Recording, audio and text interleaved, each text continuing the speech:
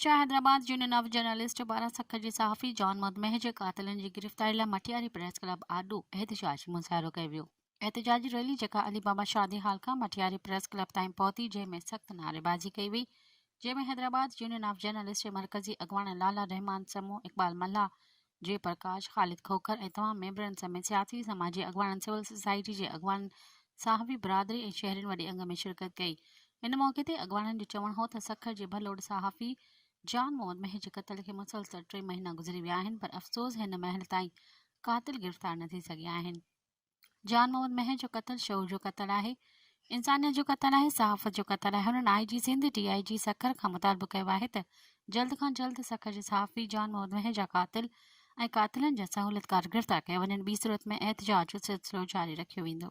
मज़ीद ख़बरनि ऐं तफ़सीलात लाइ विज़िट कयो असांजी वेबसाइट www.awamiNewsHD.com ऐं ॾिसंदा रहो अवामी न्यूज़ HD।